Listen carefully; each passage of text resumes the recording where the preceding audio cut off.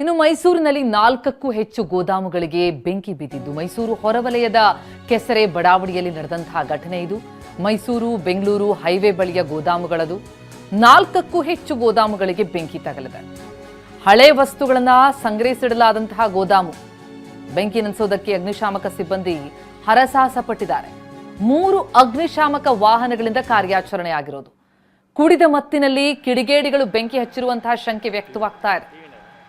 N R police ಠಾಣಾ ವ್ಯಾಪ್ತಿಯಲ್ಲಿ ಈ ಘಟನೆ ನಡೆದಿದೆ. ನೋಡಿ ಯಾವ ಪರಿ ಬೆಂಕಿ ವ್ಯಾಪಿಸಿದೆ ಅನ್ನೋದನ್ನ. ಮೈಸೂರು ಬೆಂಗಳೂರು ಹೈವೇ ಬಳಿಯ ಗೋದಾಮುಗಳಿದು. 4ಕ್ಕೂ ಹೆಚ್ಚು ಗೋದಾಮುಗಳಿಗೆ ಈ ರೀತಿ ಬೆಂಕಿ ತಗುಲಿರೋದು. ಕೆಸರೆ ಬಡಾವಣೆ, ಹಳೆ ವಸ್ತುಗಳನ್ನು ಸಂಗ್ರಹಿಸಿಡಲಾದಂತಹ ಗೋದಾಮು. ಇದು ಹೇಗೆ ಬೆಂಕಿ ತಗಲ್ತು? ಕಿಡಿಗೇಡಿಗಳ ಕೃತ್ಯನ? ಕೂಡಿದ ಮತ್ತಿನಲ್ಲಿ ಕಿಡಿಗೇಡಿಗಳು ಬೆಂಕಿ ಹಚ್ಚಿರುವಂತಹ ಶಂಕೆ ವ್ಯಕ್ತವಾಗ್ತಾ ಇದೆ. ಅದರ ಪರಿಣಾಮ ನೋಡ್ತಾ ಇದ್ದೀವಿ. ಎನ್ಆರ್ ಪುರ ಪೊಲೀಸ್ ಠಾಣಾ ವ್ಯಾಪ್ತಿಯಲ್ಲಿ ನಡೆದಂತಹ ಘಟನೆ ಇದು.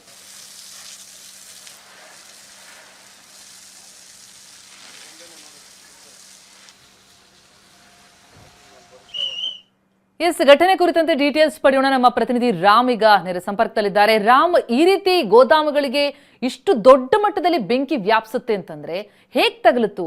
ಕಿಡಿಗೇಡಿಗಳ ಕೃತ್ಯ ಅಂತ ಏನು ಶಂಕೆ ವ್ಯಕ್ತ ಆಗ್ತಾ ಇದೆ. ಯಾರವರು, ಯಾಕಾಗ್ ಮಾಡಿದ್ರು, ಏನಾದ್ರೂ ಮಾಹಿತಿ ಲಭ್ಯ ಆಗ್ತಿದ್ಯಾ? ಸದ್ಯದ ಪರಿಸ್ಥಿತಿ ಏನು?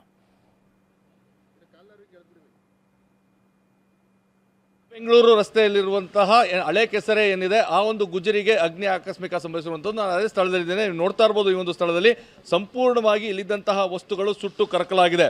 5ಕ್ಕೂ ಹೆಚ್ಚು ಗೋದಾಮುಗಳಿಗೆ ಈ ಒಂದು ಬೆಂಕಿ ಆವರಿಸಿರುವಂಥದ್ದು. ಬೆಳಗ್ಗೆ 3 ಗಂಟೆ ಸಂದರ್ಭದಲ್ಲಿ ಈ ಒಂದು ಬೆಂಕಿ ಆಕಸ್ಮಿಕ ಸಂಭವಿಸಿದ್ದು. ತಕ್ಷಣ ಅಗ್ನಿಶಾಮಕ ದಳದ ಸಿಬ್ಬಂದಿ ಸ್ಥಳಕ್ಕೆ ಆಗಮಿಸಿ ಬೆಂಕಿಯನ್ನು ನಂದಿಸಲಿಕ್ಕೆ ಸಾಕಷ್ಟು ಹರಸಾಹಸ ಪಡ್ತಾ ಇರುವಂಥದ್ದನ್ನ ನೀವು ನೋಡ್ತಾ ಇರ್ಬೋದು. ಅಂದರೆ ಇಲ್ಲಿರುವಂತಹ ಏನು ಹಳೆಯ ವಸ್ತುಗಳ ಒಂದು ಗುಜರಿಯ ಗೋಡಾನ್ಗಳಿದೆ, ಆ ಗೋಡಾನ್ಗಳಿಗೆ ಬೆಂಕಿ ಆವರಿಸಿರುವಂಥದ್ದು. ಮೊದಲು ಆರಂಭದಲ್ಲಿ ಬೆಂಕಿ ಆವರಿಸಿತ್ತು, ತದನಂತರ ಅಲ್ಲಿ ಬೆಂಕಿಯನ್ನು ನಂದಿಸಲಿಕ್ಕೆ ಆರಂಭಿಸಿದ್ರೆ ಅದು ಇಲ್ಲಿರುವಂತಹ ಎಲ್ಲ ಗೋಡಾನ್ಗಳಿಗೂ ಸಹ ಆವರಿಸಿತ್ತು. ನಾವು ನೋಡ್ತಾ ಇರ್ಬೋದು ಆ ಬೆಂಕಿಯ ಕೆನ್ನಾಲಿಗೆಯನ್ನ. ಗೋಡಾನ್ನ ಒಳಭಾಗದಲ್ಲಿ ಈಗಲೂ ಸಹ ಅಗ್ನಿಶಾಮಕ ದಳದ ಸಿಬ್ಬಂದಿ ಕಾರ್ಯಾಚರಣೆಯನ್ನು ನಡೆಸ್ತಾ ಇದ್ದಾರೆ. ಆದರೆ ಬೆಂಕಿ ತಹಬದಿಗೆ ಬರುವಂತಹ ಕೆಲಸ ಆಗ್ತಾ ಇಲ್ಲ. ಇಲ್ಲಿ ಲಕ್ಷಾಂತರ ರೂಪಾಯಿ ಮೌಲ್ಯದ ಸ್ಕ್ರಾಪ್ ವಸ್ತುಗಳಿದ್ವು, ಅವೆಲ್ಲವೂ ಸಹ ಈಗ ಬೆಂಕಿಗೆ ಆಹುತಿಯಾಗಿದೆ. ಸಾಮಾನ್ಯವಾಗಿ ಗುಜರಿಯಲ್ಲಿ ಇರುವಂತದ್ದು ಆ ಪ್ಲಾಸ್ಟಿಕ್ ವಸ್ತುಗಳು, ಮತ್ತೆ ಆ ಖಾಲಿ ಡಬ್ಬಗಳು, ಆ ಪೇಂಟ್ ಇರುವಂತದ್ದು. ಹೀಗಾಗಿ ಬೆಂಕಿ ವ್ಯಾಪಕ ಪ್ರಮಾಣದಲ್ಲಿ ಆವರಿಸ್ತದೆ. ಅದನ್ನ ತಹಬದಿಗೆ ತರೋದು ಸಾಕಷ್ಟು ಅರಸಾದ ಕೆಲಸ. ಹೀಗಾಗಿ ಬೆಳಗಿನಿಂದಲೂ ಸಹ, ಬೆಳಗಿನ ಜಾವ ವಿಚಾರ ಗೊತ್ತಾದ ತಕ್ಷಣ ಅಗ್ನಿಶಾಮಕ ದಳದ ಸಿಬ್ಬಂದಿ ಸ್ಥಳಕ್ಕೆ ಆಗಮಿಸಿದ್ರು, ಕಾರ್ಯಾಚರಣೆ ನಡೆಸ್ತಾ ಇದ್ರು. ನೀವು ನೋಡ್ತಾ ಇರ್ಬೋದು ಆ ಗೋಡನ್ನಲ್ಲಿ ಆ ಬೆಂಕಿ ನಂದಿಸಿ ಮತ್ತೊಂದು ಗೋಡನ್ಗೆ ಹೋದ್ರೆ ಆ ಕಿಡಿ ಏನಿರುತ್ತೆ ಅದು ಮತ್ತೆ ಅಲ್ಲಿ ಬೆಂಕಿಯಾಗಿ ಪರಿಣಮಿಸುವಂಥದ್ದು. ಹೀಗಾಗಿ ಇದು ಅಗ್ನಿಶಾಮಕ ದಳದ ಸಿಬ್ಬಂದಿಗೆ ಸಾಕಷ್ಟು ಅರಸಾಹಸ ಆಗ್ತಾ ಇದೆ. ಈ ಬಗ್ಗೆ ಮಾತಾಡಲಿಕ್ಕೆ ಅಗ್ನಿಶಾಮಕ ದಳದ ಮುಖ್ಯಸ್ಥ ಚಂದನ್ ನಮ್ಮ ಜೊತೆಗಿದ್ದಾರೆ. ಸರ್, ಎಷ್ಟು ಗಂಟೆಗೆ ಗೊತ್ತಾಯಿತು, ಏನೆಲ್ಲ ನಷ್ಟ ಆಗಿದೆ ಅಂತ? ಸುಮಾರು 4:15 ಸಮಯ ಹೊತ್ತಿಗೆ ಬೆಳಿಗ್ಗೆ ನಮ್ಮ ಬನ್ನಿಮಂಟಪ ಅಗ್ನಿಶಾಮಕ ಕರೆಗೆ ಬಂದು ಇಲ್ಲೊಂದು ಸ್ಕ್ರ್ಯಾಪ್ ಯಾರ್ಡಲ್ಲಿ ಫೈರ್ ಆಗಿದೆ ಅಂತ ಗೊತ್ತಾಗುತ್ತೆ. ಕೂಡಲೇ ಬಂದಾಗ ಸ್ಥಳದಲ್ಲಿ ಟೈರೆಲ್ಲ ಬೆಂಕಿ ಎತ್ಕೊಂಡಿರ್ತಾ ಇರುತ್ತೆ. ಈ ಟೈರ್ ಬೆಂಕಿ ಎತ್ಕೊಂಡಿರೋದ್ರಿಂದ ಹೊಗೆ ವ್ಯಾಪಕವಾಗಿ ಎಲ್ಲರೂ ಕಂಡದ್ರಂಥ ಕಾರಣ ನಾವು ಮುಂಜಾಗ್ರತಾ ಕ್ರಮವಾಗಿ ಹೆಬ್ಬಾಳ ಅಗ್ನಿಶಾಮಕ ಠಾಣೆಯಿಂದನೂ ಒಂದು ವಾಟರ್ ಬೌಸರ್ ಕರೆಸ್ಕೊಂಡು, ಜೊತೆಗೆ ಒಂದು ವಾಟರ್ ಟೆಂಡರ್ ಸಹ ಬೆಂಕಿನಲ್ಲಿ ಹಾರಿಸ್ತಾ ಇದ್ವಿ. ಇದು ಸಾಮಾನ್ಯವಾಗಿ ಈ ಸಮಯದಲ್ಲಿ ಇಲ್ಲಿ ಕಾಪರ್ ವೈರ್ನ ಎಕ್ಸ್ಟ್ರಾಕ್ಟ್ ಮಾಡಲಿಕ್ಕೋಸ್ಕರ ಅವೈಜ್ಞಾನಿಕವಾಗಿ ಕಾಪರ್ ವೈರ್ನ ಸುಟ್ಟು ಕಾಪರ್ ವೈರ್ ಎಕ್ಸ್ಟ್ರಾಕ್ಟ್ ಮಾಡುವಂಥ ಕ್ರಮಗಳನ್ನ ಇಲ್ಲಿ ಜರುಗಿಸ್ತಾ ಇರ್ತಾರೆ.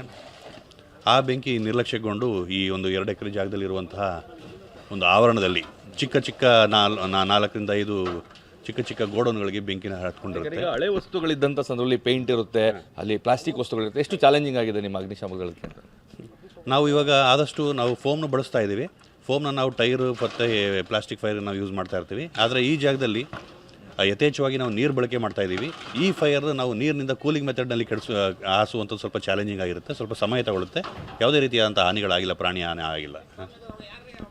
ಪ್ರತಿಮಾ, ಇದು ಅಗ್ನಿಶಾಮಕ ದಳದ ಸಿಬ್ಬಂದಿಯ ಮುಖ್ಯಸ್ಥರ ಮಾತು. ಒಂದು ವೇಳೆ ಅಗ್ನಿಶಾಮಕ ದಳದ ಸಿಬ್ಬಂದಿ ಸಮಯಕ್ಕೆ ಸರಿಯಾಗಿ ಬಂದಿಲ್ಲ ಅಂತ ಹೇಳಿದ್ರೆ ಇಲ್ಲಿರುವಂತಹ 100ಕ್ಕೂ ಹೆಚ್ಚು ಗೋಡಾನ್ಗಳಿದೆ, ಎಲ್ಲ ವಸ್ತುಗಳು ಸಂಪೂರ್ಣವಾಗಿ ಕರಕಲಾಗ್ತಾ ಇತ್ತು. ಈಗಲೂ ಸಹ ಅಗ್ನಿಶಾಮಕ ದಳದ ಸಿಬ್ಬಂದಿ ಸಾಕಷ್ಟು ಹರಸಾಹಸ ಪಟ್ಟು ಬೆಂಕಿ ನಂದಿಸುವಲ್ಲಿ ಕಾರ್ಯನಿರತರಾಗಿದ್ದಾರೆ. ಪ್ರತಿಮಾ, ಥ್ಯಾಂಕ್ ಯು ರಾಮ್ ತಮ್ಮ ಮಾಹಿತಿಗೆ.